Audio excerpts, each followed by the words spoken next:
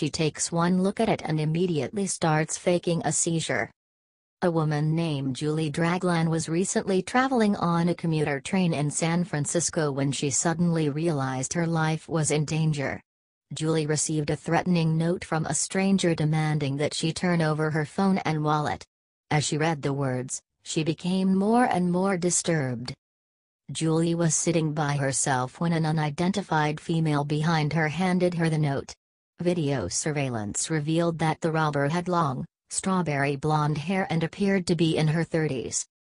The note was very ominous. It read, "If you want to live, hand back your wallet plus phone now plus do not turn around and be discreet.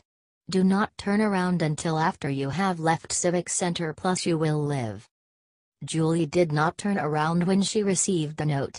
She tried silently to get the attention of a fellow passenger, but it didn't work. Instead, Julie decided to create a scene.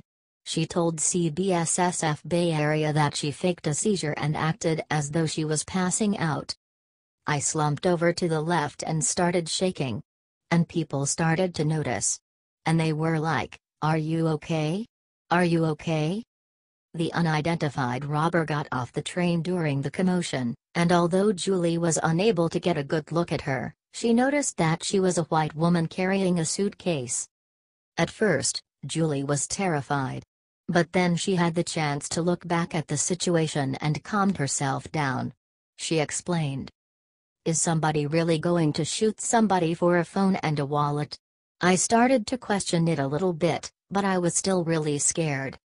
Despite the harrowing ordeal, Julie doesn't want to file charges if the suspect is found. Since she wasn't actually robbed, Julie doesn't think it's necessary. Neither the authorities nor Julie saw anyone with any weapons on the train. So, how did Julie come up with the idea to fake a seizure? She told the San Francisco Chronicle, "I think it had something to do with watching a lot of Law and Order. I think I saw that in an episode. I was very impressed with myself." Watch more on this incredible news story in the video below.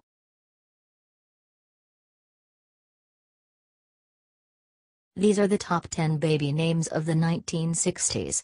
Did yours make the cut?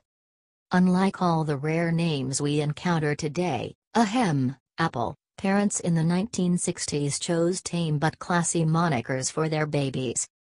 Traditional names seem to be a favorite for boys, so the top 10 male names didn't change too much from the 1950s. However, there are some surprises when it came to the female names. The names were all taken from Social Security card applications between 1960 and 1969. See if yours made the cut. 10. Jeffrey and Cynthia. Derived from German and Dutch, Jeffrey stems from Gottfried, which means God's peace. Outside of North America, Jeffrey is a popular alternative spelling. Cynthia, on the other hand, has its roots in Greek. The feminine name comes from Mount Cynthus located on Delos Island.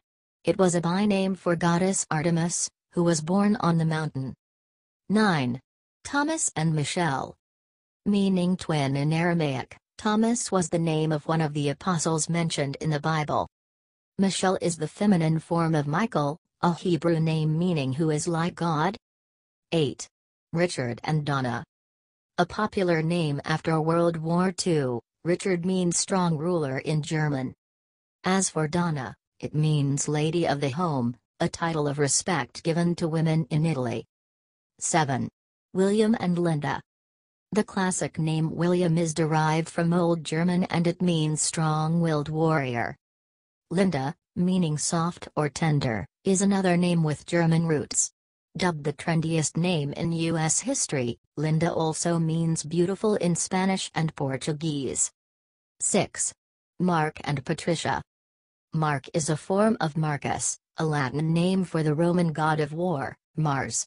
The popular masculine name is also mentioned in the Bible. 5.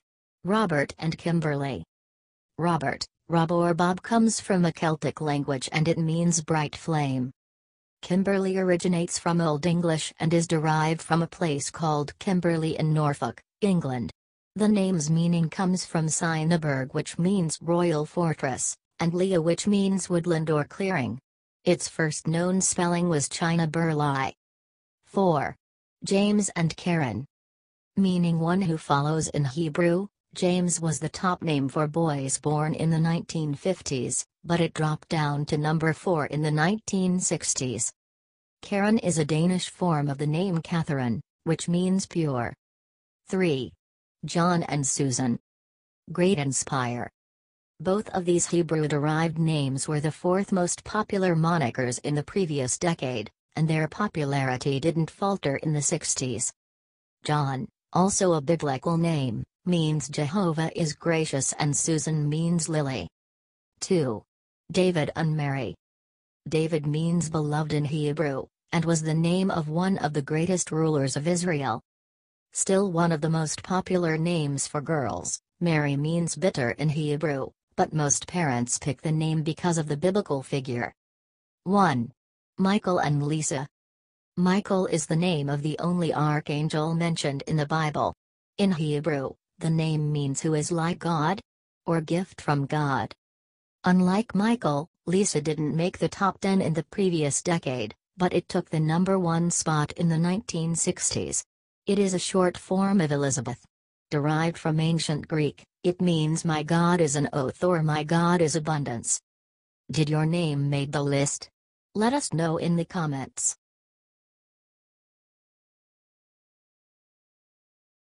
Cops say killer clown's identity is finally unmasked after infamous love triangle murder of 1990. One morning in May 1990, a car pulled up the driveway of 40-year-old Marlene Warren's home in Wellington, Florida. A person dressed as a clown exited the car and knocked on Marlene's door, donning a bright orange wig, red nose, and face paint. The mysterious clown handed Marlene a bouquet of flowers and 2 balloons, then pulled out a gun and shot Marlene in the face before disappearing for the next 27 years. As the murder made national headlines, even law enforcement described the case as one of the strangest and most bizarre they'd ever seen. A local costume shop told police that a woman had bought a clown costume just days before the shooting. Eventually, authorities say that the customer was picked out of a lineup. But the case went cold. There was no probable cause to arrest the woman. It wasn't until 2014 that the investigation reopened, this time turning to advancements in DNA analysis. The case broke, and police say the killer had turned out to be someone Marlene's husband Michael knew very, very well. After 27 years, officers say that the infamous killer clown has finally been identified. They've made an arrest, bringing some sense of closure to Marlene's loved ones. Watch the video below to see how this cold case was solved, and please share this with your friends on Facebook.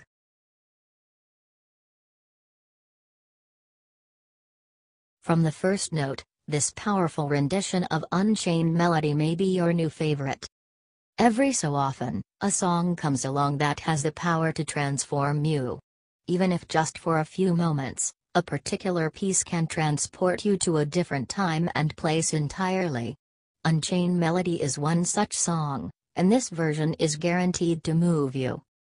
Even if you don't know all the words, it only takes a few seconds to recognize the classic tune.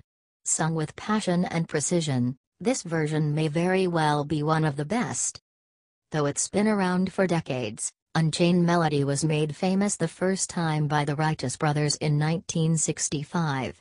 While it received a good deal of popularity back then, it wasn't until 1990 that it became universally known and loved by an even wider audience, this time thanks to the blockbuster movie Ghost.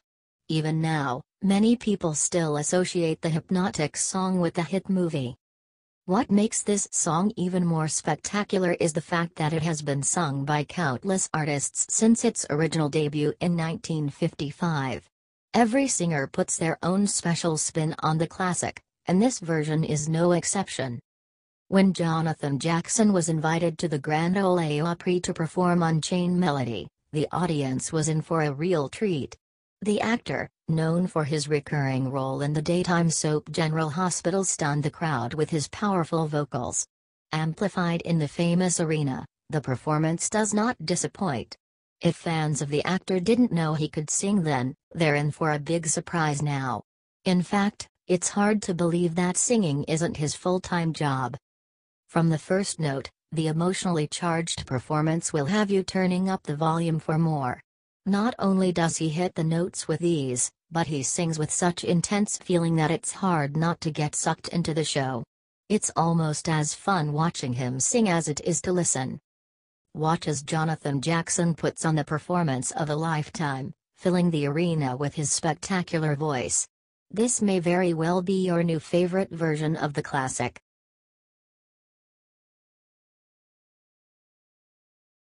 Julia Louis-Dreyfus announces she has been diagnosed with breast cancer. Julia Louis-Dreyfus, famous for her roles on Seinfeld and Veep, just revealed that she was diagnosed with breast cancer. The 56-year-old actress is an 11-time Emmy Award winner who has also appeared on Saturday Night Live and The New Adventures of Old Christine. In fact, just last week, Julia became the performer with the most Emmy Awards for the same role in a single series. It was announced earlier this year that the 7th season of Veep, which will premiere in 2018, will be the last season of the show.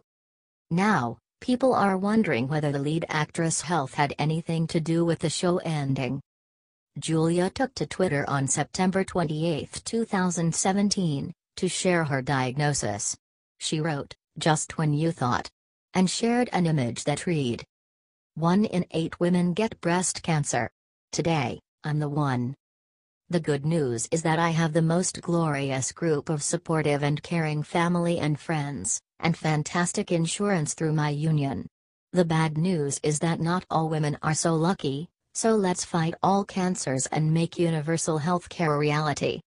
Although any cancer diagnosis can be devastating, Julia will definitely fight the illness and seek the best care possible to help her through this trying time. If you love Julia Louis-Dreyfus, please share this story to show your support and raise awareness about breast cancer. Footage provided by DAF. Thumbnail photos, Wikimedia, David Shankbone / Twitter, @officialjld.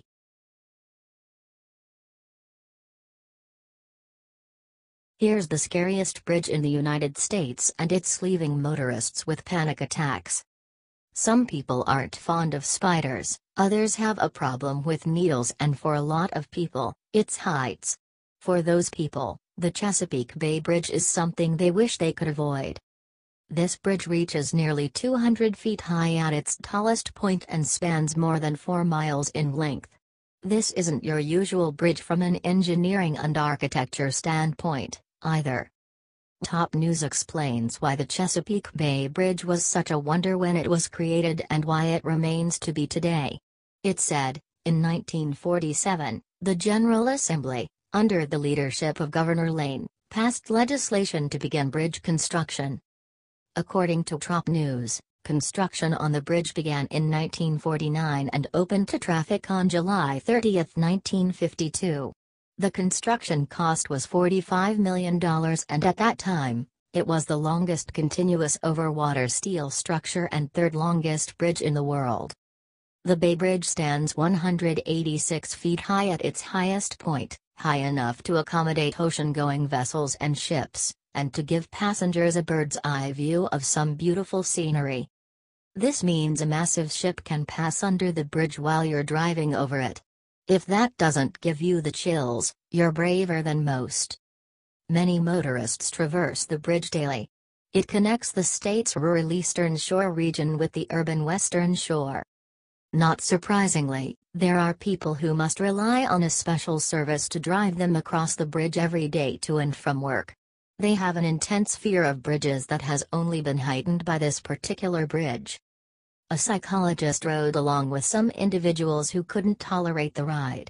Inside Edition joined in and recorded their panicky ride across this big bridge. Some said it doesn't help that the weather can change at a moment's notice and make the ride scary. Waves can lap up against the bridge and make it a harrowing ride. Would you ever cross the Chesapeake Bay Bridge? Is it the height or length spanning the water that bothers you most? Take a peek at this sky-high bridge for yourself in the video below.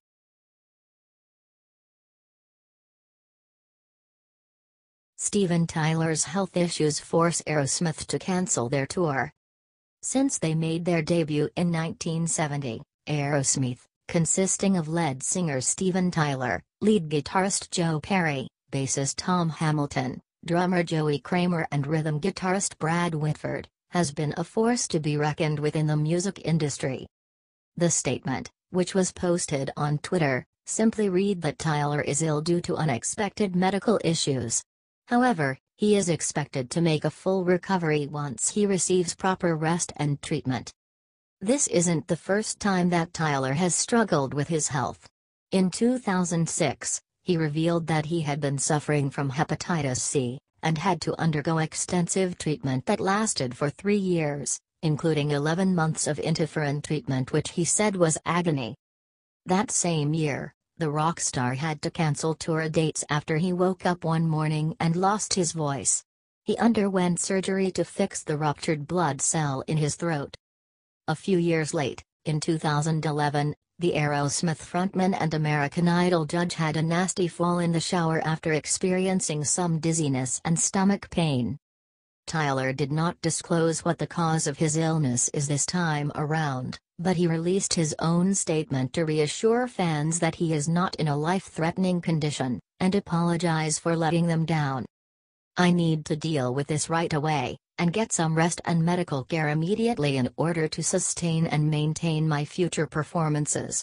I promise I'll be back. Unfortunately, health does not wait and it's something even I can't schedule around our shows.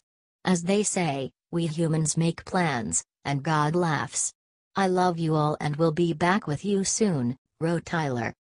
The band is the best-selling American hard rock band of all time, and have embarked on countless of tours to entertain their biggest fans.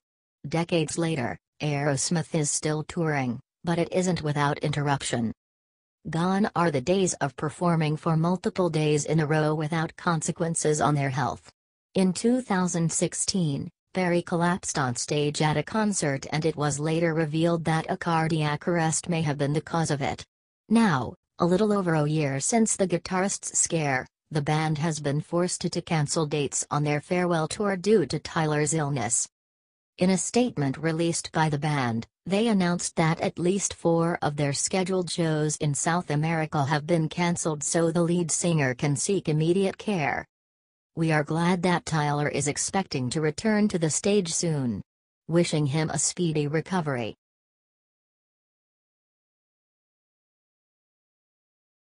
Dog the Bounty Hunter star Beth Chapman undergoes serious cancer surgery. Beth Chapman, the tough-as-nails wife and partner of TV's Dog the Bounty Hunter, had serious cancer surgery this week. Beth and Dog. Beth came to fame as one of the stars of A&E's Dog the Bounty Hunter, alongside her husband Dwayne "Dog" Chapman. The couple ran Dakin bail bonds, and the show followed their manhunts through the streets of Hawaii. But Dog and Beth's relationship was also a big part of the show.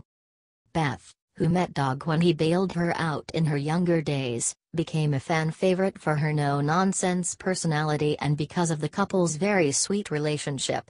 She always had wise words of support for the criminals she arrested, helping them to get their lives back on track.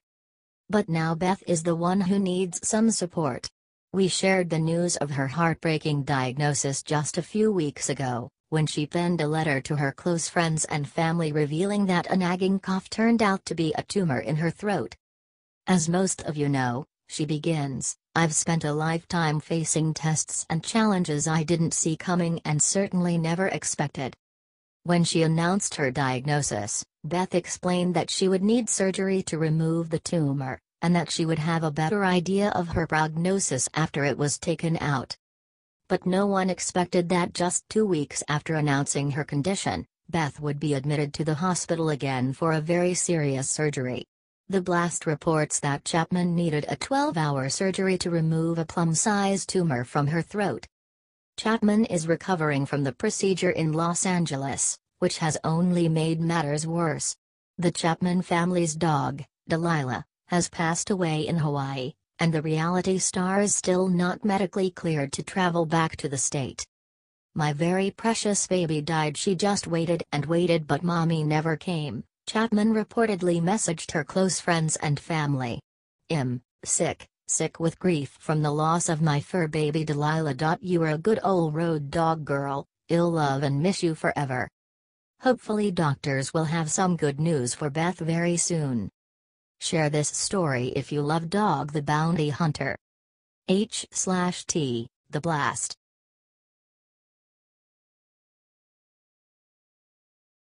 Jane Fonda loses her cool at NBC host Megyn Kelly. About a day after Will and Grace star Debra Messing expressed her regret for appearing on Megyn Kelly's new NBC daytime show, the host is back in the hot seat. Kelly had the iconic Jane Fonda and Robert Redford on Wednesday's episode of NBC's Today Show, and some parts of the interview did not go as smooth as she had planned. Fonda and Redford went on the show to promote their new movie Our Souls at Night, but at one point Kelly deviated from the main topic of conversation to ask Fonda a question that she has previously stated she's uncomfortable answering. The Oscar-winning actress was clearly unimpressed by Kelly's probing and things got very awkward.